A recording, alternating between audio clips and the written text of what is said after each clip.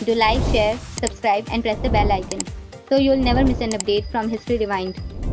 आज हमारे लिए दुनिया के किस हिस्से में क्या हो रहा है यह जानना बेहद आसान है, लेकिन आज से सैकड़ों साल पहले जब नई जगहों की खोज नहीं हुई थी तब यह सब इतना आसान नहीं था। आज से तकरीबन 900 साल पहले लोग इन सब के बारे में नहीं जानते थे, लेकिन इतिहास में ऐसे भी लोग हुए हैं जिनकी जिज्ञासा ने अलग अलग देश के लोगों को एक दूसरे से जोड़ दिया और व्यापार के लिए नए रास्तों की खोज की। ऐसे ही एक यात्री था क्रिस्टोफर कोलंबस। समुद्र और जहाजों के सपनों में खोए रहने वाले उस महान यात्री का नाम था कोलंबस, जिसके बारे में आज हम जानेंगे। कोलंबस की साहसिक यात्राओं के कारण ही यूरोप के देशों को पहली बार पता लगा कि इस धरती पर और भी दुनिया है। साहसी और महत्वाकांक्षी कोलंबस का मानना था, जब तक आप किनारा छोड़कर आगे नहीं बढ़ेंगे तब तक अपने सपनों के समुद्र को पार नहीं कर पाएंगे।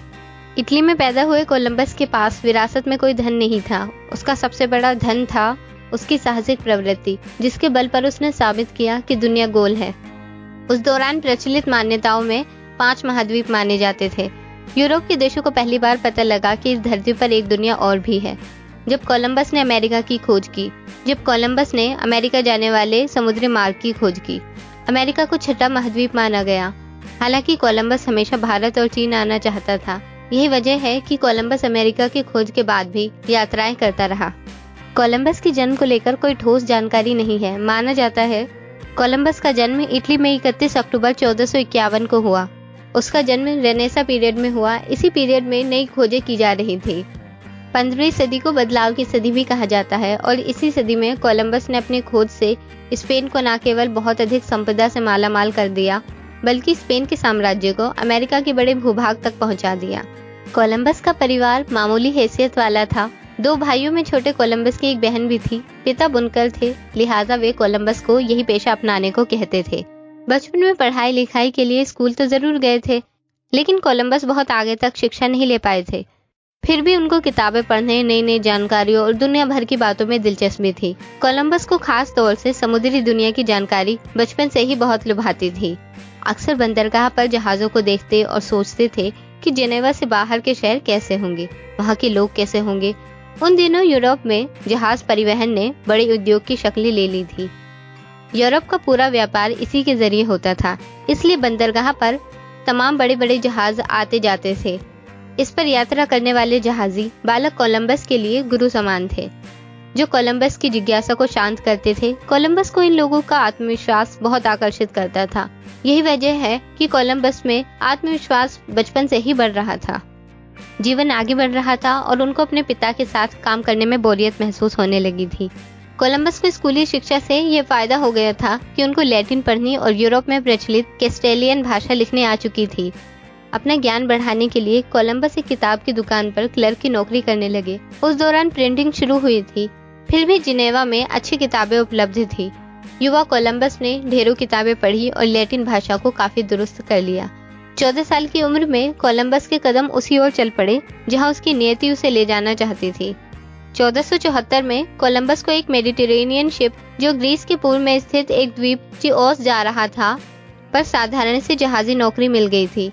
1476 में जब उसका जहाज इंग्लैंड की ओर जा रहा था तब पुर्तगाल के पास फ्रेंच समुद्री लुटेरों ने उनके जहाज पर हमला कर दिया और उसमें आग लगा दी गई।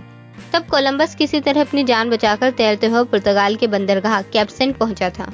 15वीं सदी में पुर्तगाल समुद्र परिवहन, भूगोल, जहाज संचालन एवं कला के अध्ययन का केंद्र था। कोलंबस ने वहां एक जहाज संचालन संस्थान में प्रवेश ले लिया और बहुत कुछ सीखा। समुद्र की यात्राएं, अनुभव और समुद्री ज्ञान से कोलंबस काफी मजबूत बन चुका था। उसके ज्ञान के कारण लिस्बन में अब उसकी गिनती मास्टर जहाजी के रूप में होने लगी थी। कोलंबस की शादी फेलिपा के साथ हुई थी। फेलिपा अमीर और ऊंचे वर्ग से थी। समुद्र के प्रति उसकी दीवानगी देखकर फेलिपा की मां ने कोलंबस को एक चार्ट और उपकरण दिए जो उसके समुद्री शौक में बहुत उपयोगी थे। कोलंबस के समय यूरोप के व्यापारी अपना माल भारत और अन्य एशियाई देशों को बेचा करते थे और वापस जाते समय वहां के मसालों यूरोप में लाकर बेचते थे। यूरोप और भारत के बीच व्यापार जमीन के रास्ते होता था। यूरोपीय व्यापारी तुर्किस्तान, इराक और अफगानिस्तान के रास्ते होते हुए भारत आते थे, पर 1453 में इस सारे क्षेत्र पर ऑटोमन साम्राज्य का कब्जा हो गया था और उन्होंने यह रास्ता यूरोपीय व्यापारियों के लिए बंद कर दिया था। भारत जाने वाला रास्ता बंद हो जाने से यूरोपीय व्यापारी बहुत परेशान हो गए और नया रास्ता ढूंढना बहुत जरूरी हो गया था। शुरुआत में एक ट्रिविया, करीब 500 साल पहले यूरोपीय देश अरब जगत के माध्यम से मसाले और चाय की खरीद करते थे। अरब जगत को ये सब भारत से हासिल होता था, लेकिन उसने कभी यूरोपीय देशों को यह राज उजागर नहीं होने दिया कि उन्हें ये माल कहाँ से मिलता है। वहीं यूरोपीय देश लगातार उस देश के बारे में जानना चाहते थे जहाँ से ये सारा कुछ आता है। उन्हें भारत के बारे में पता भी था, लेकिन अरब जगत ने उन्हें जमीनी रास्ता देने से मना कर दिया। जाहिर है इससे यूरोपीय देशों को भारत आने के अब नए रास्ते ढूंढने थे। भारत जाने वाले रास्ता बंद हो जाने से यूरोपीय व्यापारी बहुत परेशान हो गए और नया रास्ता ढूंढना बहुत जरूरी हो गया। एक दिन कोलंबस के मन में विचार आया कि समुद्र के रास्ते भारत जाया जा सकता है। उस समय अधिकतर यूरोपियन मानते थे कि पृथ्वी टेबल की तरह चपटी है और समुद्र की सीमा पर आकर खत्म हो जाती है। पर कोलंबस ने महान गणितज्ञ पाइथागोरस की किताब पढ़ी थी। इसे वह मानता था कि पृथ्वी गोल है और अगर पानी के रास्ते पश्चिम की तरफ जाया जाए तो जरूर भारत पहुंचा जा सकता है। पर इस बात की जानकारी कोलंबस को भी नहीं थी कि पानी के रास्ते जाने पर भारत कितना दूर होगा। भले ही कोलंबस को यह पक्का यकीन था कि समुद्र के जरिए पश्चिम की तरफ जाने पर भारत मिलेगा, पर उस समय उसकी आर्थिक हालत ऐसी नहीं थी कि वो एक बड़ी समुद्री यात्रा का खर्चा उठा सके। कोलंबस ने अपना विचार पहले पुर्तगाल के राजा के पास रखा, पर राजा को कोलंबस की बात में दम नहीं लगा और उन्होंने कोलंबस को सहायता देने से मना कर दिया। इसके बाद स्पेन के शासकों ने कोलंबस की बात सुनी और यात्रा में पैसे लगाने की हामी भरी। यात्रा का खर्च मिल जाने से ही कोलंबस की मुश्किलें खत्म होने वाली नहीं थी, बल्कि उसे यात्रा पर जाने के लिए कई साथियों की जरूरत थी। पर कोई नाविक उसके साथ जाना नहीं चाहता था, क्योंकि उनका विश्वास था कि पृथ्वी टेबल की तरह चपटी है और समुद्र के अंत के बाद वे नीचे गिर जाएंगे। इसके सिवाय अनजान जगह की यात्रा में मौत का डर और सफलता की आशा भी बहुत कम थी। तो भला कोलंबस का साथ कौन देता? पर जैसे तैसे राजा रानी के दबाव में कुछ लोग यात्रा पर जाने के लिए तैयार हो गए। कोलंबस ने अपनी पहली यात्रा 3 अगस्त 1492 को स्पेन के पालोस बंदरगाह से शुरू की। उसके साथ 3 जहाज और 90 नाविक शामिल थे। उस दिन बंदरगाह की रंगत कुछ और ही थी। स्पेन के राजा रानी समेत हजारों लोग उस दिन एक ऐसे अभियान को हरी झंडी दिखाने आए थे जो अगर कामयाब हो जाता तो आने वाले सालों में पूरे स्पेन की किस्मत बदल सकता था। बंदरगाह पर जो जहाज निकले थे उनके नाम था सांता मारिया, नीना और पेंटा। यूरोपियंस की सबसे अच्छी बात ये थी कि वे अपने हर एक बात को लिखा करते थे। सफर के दौरान कोलंबस ने भी अपनी यात्रा का हर एक पल लिखा, जो आज इतिहास के रूप में हमारे पास है। 6 सितंबर को जहाज अफ्रीका के निकट कैनेर द्वीप पहुंचा। 1 महीना बीतते बीतते भोजन का सारा सामान खत्म होने लगा था। बहरहाल कोलंबस अपने साथियों का मनोबल बढ़ाते हुए निरंतर यात्रा कर रहा था। आखिरकार लंबी यात्रा के बाद 10 अक्टूबर को यात्रा के 70 दिन पूरे हो गए। तब उन्हें एक चिड़िया उड़ती नजर आई। लगा कि गल्फ की खाड़ी आ पहुंची है। 11 अक्टूबर को कोलंबस ने घोषणा की कि दूर उन्हें रोशनी टिमटिमाती नजर आई है। उन्होंने रोशनी का पीछे किया। 12 अक्टूबर की रात 2 बजे जहाजी चिल्लाने लगे, जमीन जमीन जमीन। जहाज पर उत्साह का माहौल बन गया था। जहाज रुकने के बाद कोलंबस उस धरती पर सबसे पहले उतरा। कोलंबस ने घोषणा की कि आखिर मैंने साबित कर दिया कि पश्चिम से यात्रा करके पूरब तक पहुंचा जा सकता है। कोलंबस ने सोचा कि वह इंडिया आ गया है, जबकि वह दक्षिण अमेरिका की ओर पहुंचा था। लिहाजा ये भी उसके लिए नई दुनिया थी। वहां के स्थानीय लोगों ने उसका स्वागत किया और उपहार में सोने चांदी दिए। चूंकि कोलंबस इंडिया की खोज में निकला था, तो उसने वहां के निवासियों को इंडियंस कहा। इसलिए आज भी दक्षिण अमेरिका के मूल निवासियों को रेड इंडियन कहा जाता है। आज हम जिस अमेरिका को जानते हैं, हकीकत में कोलंबस वहां नहीं पहुंचा था, बल्कि उसने उसके आसपास के द्वीपों और साउथ अमेरिका में कदम रखा था। लेकिन चूंकि ये सभी जगह आसपास और आपस में कनेक्टेड है, इसलिए डिस्कवरी ऑफ अमेरिका का क्रेडिट कोलंबस को जाता है। कुछ दिन यहाँ रुकने के बाद उसका काफिला आगे बढ़ा और कोलबा पहुंचा, जिसे आज क्यूबा के नाम से जाना जाता है। क्रिसमस के दिन कोलंबस सांता मारिया पहुंचा। उसने इस जगह को इस्तापोलियाना नाम दिया। यहाँ उसने लकड़ी का एक विशाल भवन बनवाया था। सफर के दौरान हैती में उसकी मुलाकात तेनियो अरावाक कबीलों के लोगों से हुई। यहाँ से वह बहुत धन स्पेन ले गया। उसके आने पर राजा रानी ने उसका स्वागत किया और जश्न मनाया गया। कोलंबस के साथ शुरू में 90 नाविक गए थे, लेकिन वापसी पर उसके साथ केवल 1/3 लोग ही बचे थे। इतने लंबे सफर में बहुत से लोगों को अपनी जान से हाथ धोना पड़ा था। जितने भी नाविक कोलंबस के साथ थे, उन सभी को भरपूर उपहार दिए गए और मरने वाले नाविकों के परिवार को भी उन उपहारों से नवाजा गया। कोलंबस का सपना साकार हो गया था। उसे अनेक सम्मान के साथ एडमिरल कोलंबस की पदवी से नवाजा गया। महत्वाकांक्षी कोलंबस अपनी इस उपलब्धि से उत्साहित होकर दूसरी यात्रा की तैयारी करने लगा। एडमिरल कोलंबस 23 सितंबर 1493 को 17 जहाज और 1500 लोगों के साथ दूसरी यात्रा पर निकला। इस बार उसका बेड़ा इस्तापोलियाना जल्दी पहुंच गया, क्योंकि पहले की यात्रा से उन्हें रास्ता पता चल चुका था।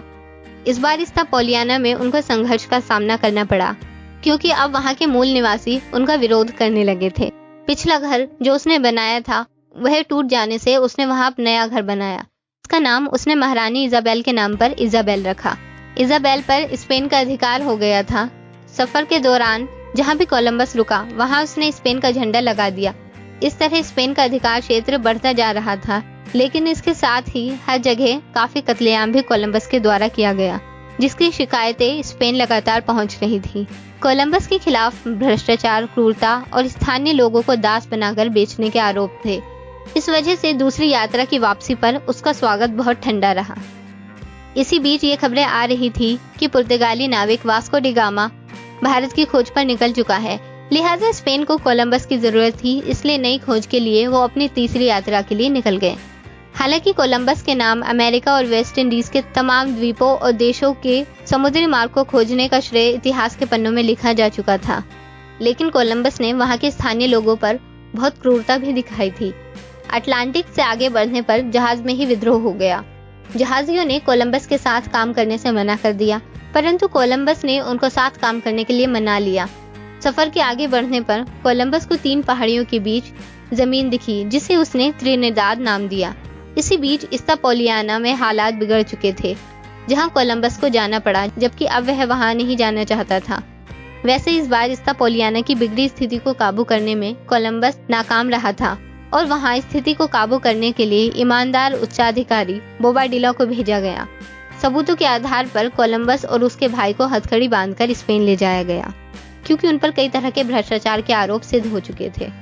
उस समय कोलंबस की उम्र 53 साल हो गई थी। कोलंबस ने अपनी खोज के कारण जो प्रसिद्धि पाई थी वह अपनी क्रूरता और भ्रष्टाचार के कारण धूमिल कर दी थी। हालांकि स्पेन के साथ साथ कोलंबस ने भी खूब धन कमाया था। स्पेन पहुंचकर कोलंबस ने माफी की गुहार की, जिसे वहां के राजा ने माफ कर दिया और तभी हथकड़ी खोलने का आदेश भी दे दिया। राजा ने माफ तो कर दिया, लेकिन चौथी यात्रा पर उसे जाने का आदेश दे दिया, जबकि उम्र की अधिकता के कारण कोलंबस यात्रा पर नहीं जाना चाहता था। फिर भी उसे चौथी यात्रा के लिए निकलना पड़ा। कोलंबस अपने अनुभव और ज्ञान की वजह से तूफानों की गणना और मौसम की भविष्यवाणी बहुत सटीक करता था। यात्रा की शुरुआत में ही कोलंबस ने भविष्यवाणी कर दी थी कि भयंकर तूफान आने वाला है, और ये तूफान इतिहास का सबसे खतरनाक तूफान था। कोलंबस के मना करने पर भी जहाजी बोबाडिला अनेक जहाजों का काफिला लेकर स्पेन के लिए निकल गया, जहां बाद में समुद्र में तूफान आने की वजह से 27 जहाज डूब गए। बोबाडिला किसी तरह जान बचाते हुए स्पेन पहुंचा, लेकिन स्पेन के पास ही उसका जहाज, जो तमाम जेवरातों से लदा हुआ था, डूब गया। उसके खजाने की खोज आज भी जारी है।